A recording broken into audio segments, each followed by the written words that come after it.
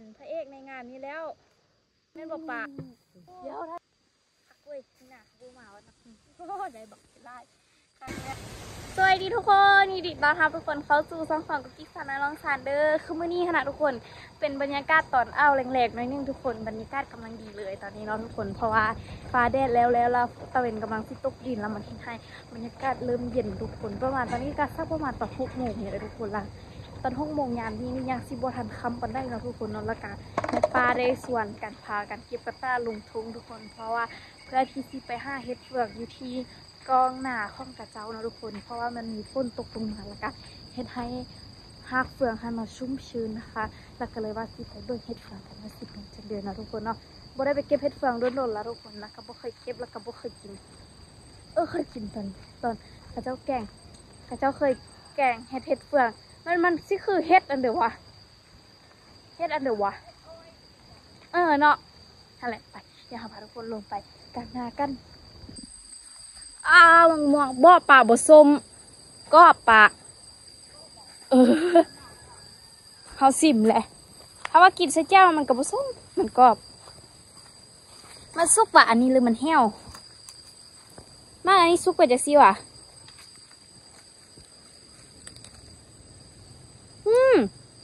ปลาว่าน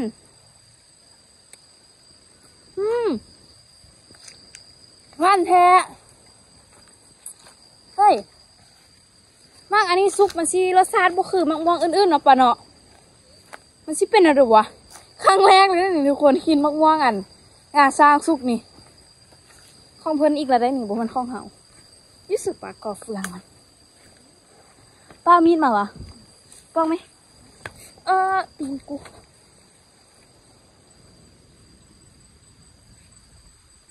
เอาขาดตัวนี้ยันอันเดียวบ่ได้เลยเอาปอกตัวนี้นอนตัวนั้นสีสุกอยู่บ่เอาเพิ่งเหรอ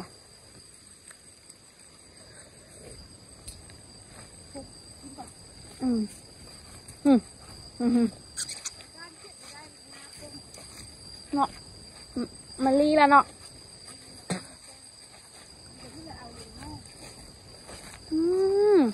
หวานจ่อย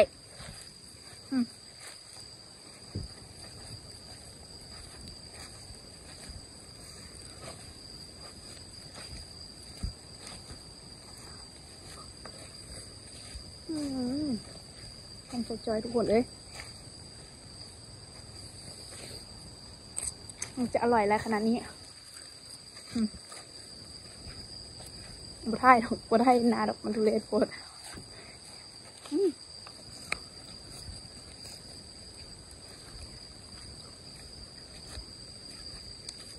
หวานจอยครับนี่ฮอดกรอบเฟืองแล้วขาคอหาเบิ้งวันนี้มันจะมีเห็ดบ่มีบ่ปะว้าโอ้ยมีเสื้ออยู่เนาะคุ้นเลยอันนี้มันก็มีวะอันนี้นะอยู่บ่นะมันเขาเอาอยู่นี่บ่ปะเอ้ยมันมามันข้าวหมดแล้ววะ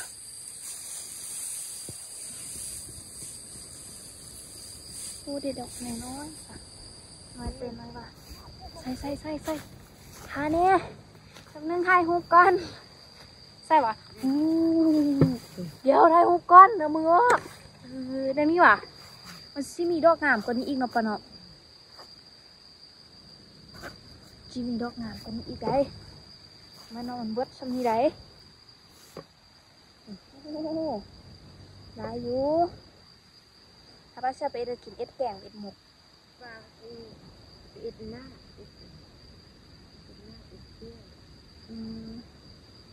ไม่ได้ให้ปากไปออกแล้วเนาะ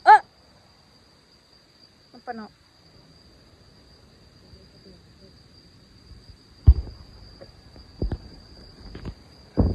สอบอีกค่ะเห็นนะห้องนี้เด้ออันนี้ก็ใกล้สีเห็นอันนี้มันเปียกแล้วปะ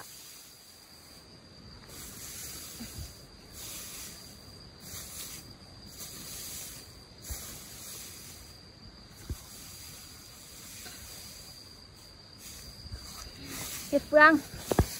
ที่ใส่นี่ต่อปะใส่ก็คือยังบ่เห็นว่าปะอู้นี่ปะไปมันเอาเยี่ยมเดี๋ยวไว้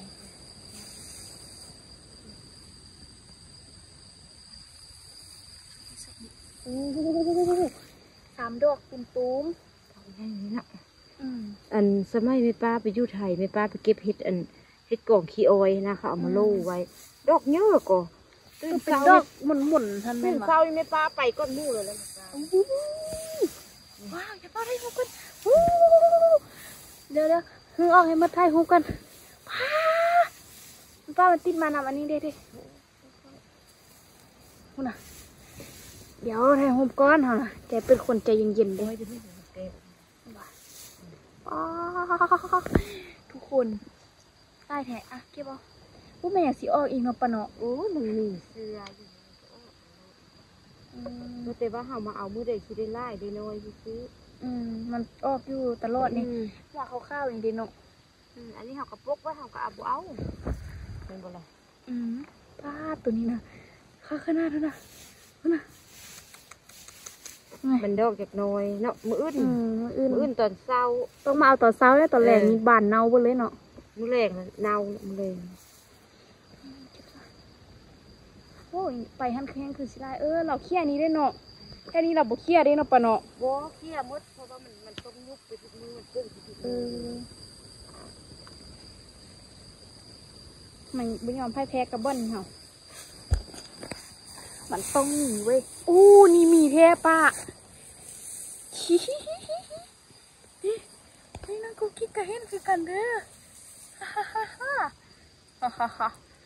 ป้าด้วนเห่านี่กำลังออกป้าดอกน้อย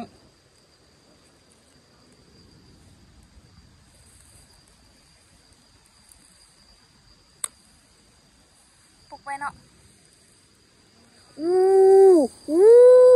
ว้าวดิโอ้หมดกัดหัวทุกคนสุดหน้าคนเก็บเห็ดค่ะป้าซ้อมพร้อมวะ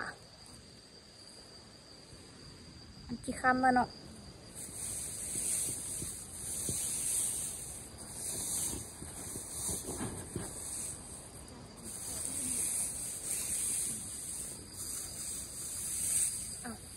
เก็บไปทัว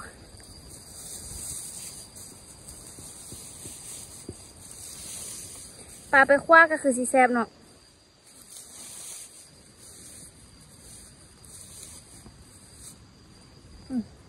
กูกินกระไรคือกันนี่ไงใครบอกว่าหนูไม่ได้บอกเป็นอีกโอ้ดอกนี้ปลาเอ็ดมุนว่ะน้องปลาเด้เอากระไรสิกัน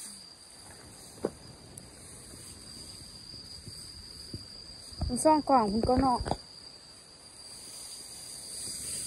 โอ้ไม่ปลาบุเห็นมันแท้ๆเนาะปลาไม่ปลาบุเห็นมันแท้ๆปลาดิมุนเกือบมุนหมดเลย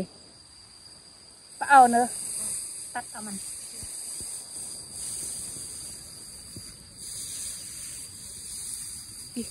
ดอกน้อย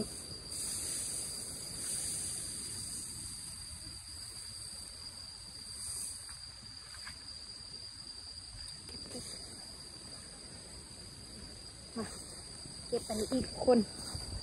มาเบิ้งด้านนี้อีกกุ๊กกี้เคี่ยก่อนละสิได้อีกเลยทุกคนกุ๊กกี้เจออันพระเอกในงานนี้แล้วแม่นบอกปะแย่กันมู่เลยดิตี้เนาะนี่ พระเอกในงานนี้ดิดิซ้ำๆกันเนาะสีนาวแล้วตัวนี้มันบอกขัดดำมาหาเฟืองนะคะวันนี้ค่ะปะได้ยู่เนาะได้มกเจ้ายู่เนาะได้แนบว่ะน้องว่าเด็กก็ได้แนบได้นาบอยู่อีกทุกคนตาเห็นแล้วเนี่ยดอกเนื้อเนาะบดีเนาะดิอยู่ในผ้าห่มมันนี่เนี่ย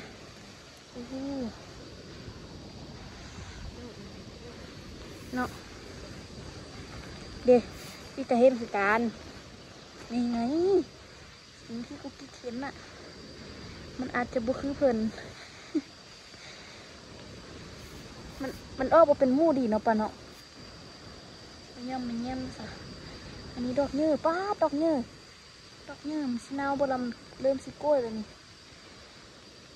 แม่ปะใบรุ่นหมดเลยแม่ปะบนนี้นะจุ่มโพนี่นะยังบริเครียดปะเนาะต้องห้ามดู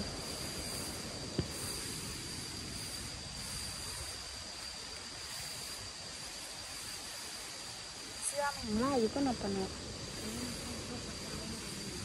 นี่มีเดียวในปลาหันตัวเห็นได้ตัวบ่เห็นเลยในปลานะอันเดียวอันนี้มันอันเดียวมันเสื้อมันวันนี้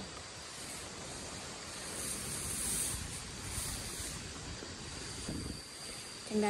บัดละวะโอ้ดิวู้ว้า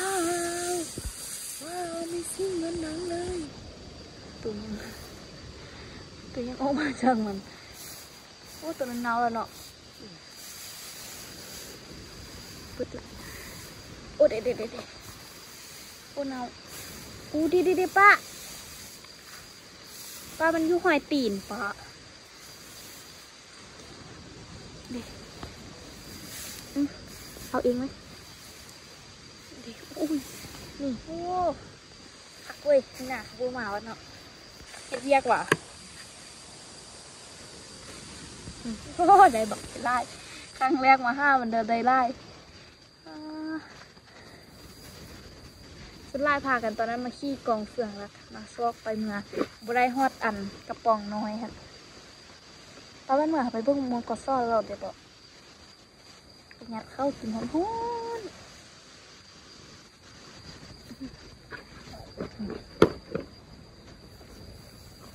มันก่ออีกก้อนนึงเนาะนี่มันก่อนนี่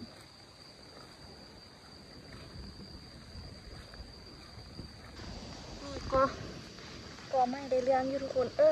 ส้มตัดก็ไม่ได้เรื่องอยู่นี่ก็ไม่เก็บอยู่ด้วยจ้าก็ไม่ใกล้ฉัน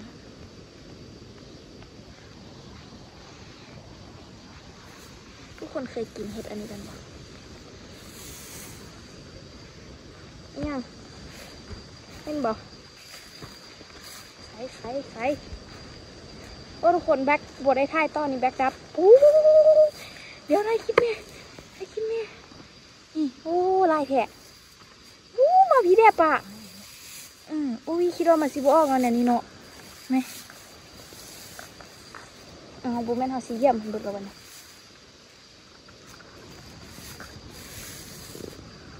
เกือบนี่เนาะกิ๊กตดเด้อเกือบนี่นะกิ๊กก็เป็นผู้สาวผู้มีบารยาทอะไรว่าตดแตกเก็บเห็ดไล่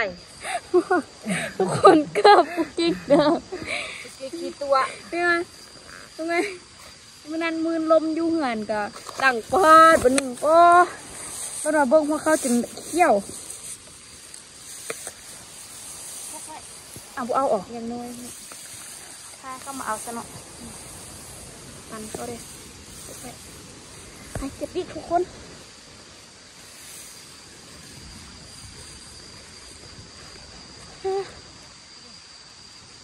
มีอยู่คุณทำงานท้องฟ้านะทุกคนนี่แม่ป้า5 คนเดียวก่อนทุกคนตอนนี้ตะเวนกับไกด์สีดับขอบฟ้าแบกกุกกี้กับไกด์สีดับแจ็คทุกคนแล้วตอนนี้นะแบกยัง13ทุกคนเลยปล่อยคลิปค้ำแน่นอนมือนี้มีบ่ใส่เห็นบ่โอ้มันเป็นจุ่มเลยเนาะร้านนี้เนาะคุณน่ะคักเว้ยปลากองเฟืองไอ้ฮดยูเซอร์ตัวนั้นเนาะมีอยู่บ่ตัวนั้นปลามีวะไปเห็นปลามาการแล้วเห็นคนมาการมาเอาวะเดี๋ยวไล่เห็นบ่มาทุกคนมา5เฮ็ดเฟืองนำกันทุกคนเลยสีคำละอันนี้ก็ได้ มาคำพูดแค่มากะ6 โมงปลายแล้วเนาะคำแค่นี้ละอีแม่มันบุกมือเธอเจ้าพร้อมนะนี่มาเบิ้งทุกคนว่าสิเป็นอะไรต่อไปนี่ทุกคนเห็นข้าวโตอยู่ที่สปป.ลาวคนเกิดสงครามบ่พวกแม่เกิดพวกกันก็ความวุ่นวายบ่อยู่ที่แข้งบอกแก้วเห็นมีประชาชนทางประเทศไทยเพิ่งกำมาช่วยนำทหารประเทศไทยเพิ่งมาช่วยนำเป็นตะยานเนาะปะเนาะมู่เฮาส่งอันเป็นอันคลิปโตเข้ายิงกันนะป้องมาหันนอนบ่ได้เลยทุกคนยานเข้ามาบุกลุกอยู่ทีลงสารป้าตอนนั้นอยู่แข้งเขาก็มีก็เนาะปะเนาะแม่นบ่โตที่ยิงเจ้าฟ้าค่ะแม่นบ่อยู่ทางน้ำโมอ่ะเมืองอันเดียววะเมืองนังถึงเมืองอนุวงศ์นี่แหละทุกคนตอนนั้นเขาเจ้าหญิงเจ้าฟ้าหญิงได้อุ้ยเจ้าฟ้าหันปิตยานเด้อแบบผมยาวให้ยาวว่าหันนะคนป้าเนาะทุกคนเป็นเจ้าฟ้าแต่บุกงัวตัวนี้หันแมนพวกหรือกันแท้งัวมันพวกใดเข้าเคลียร์แค้นแม่นตัวบุกงัวยิงทหารลาวตายไปเสียไปประมาณ3-4 คนแล้วที่ทุกคนเห็นตามเข้าเห็นเขาเอาลุมทหารลาวเป็นตัวอีกตัวแห่งที่เขาเห็นเขาเอาลงคลิปในติ๊กต็อกโอ้เป็นตัวอีกตัวน้ำตาจะไหลอีตนพ่อแม่ของกระเจ้าหันนะที่ตัวลูกเข้าไปสู้ฮบแล้วเกิดการเสียชีวิตในหันนะตุยเข้าให้ว่าจะอีกตัวนี่ไปมาเบิ้งอันนี้เห่าเบิ้งจะทุกคนบัดจบสิได้ไล่ซ้ำเด้อป้านี่ทุกคนอุ้ยอันนี้คือคักแท้วะเป็นจุกเลย ทำไมโอ้ได้ไล่ทุกคนงาน โอ้ยสาวไล่ งานนี้เขาได้ไล่ทุกคนละยัง5 บุกไว้ซ้ำนปะเนาะกองอีซ่อง5 บุกไว้ดีซ้ำคำละมึงเนี่ยตะเวนดับแล้วทุกคนไปเมื่อก่อนขี้เกียจเสื้อแห่งงานนี้ขายบัตโตเลยป้าผู้ขายแบบปะกันขายเฉพาะวันนี้ไปเดี๋ยวมื้อนี้กุ๊กกิ๊กไปก้อนทุกคนพาทุกคนมา5 เฮ็ดเฟืองหยาบแรงนะจ๊ะแรงข้องแท้เลยนี่ประมาณ10 นาทีนี่ตะเวนจะดับเลยนะไปแต่คลิปนี้น้องกุ๊กกิ๊กไปก่อนทุกคนเจอกันคลิปหน้าเด้อว่ากิ๊กจะขอ KFC ไปเชื่อคลิปนี้ไปกันทุกคนบ๊ายบาย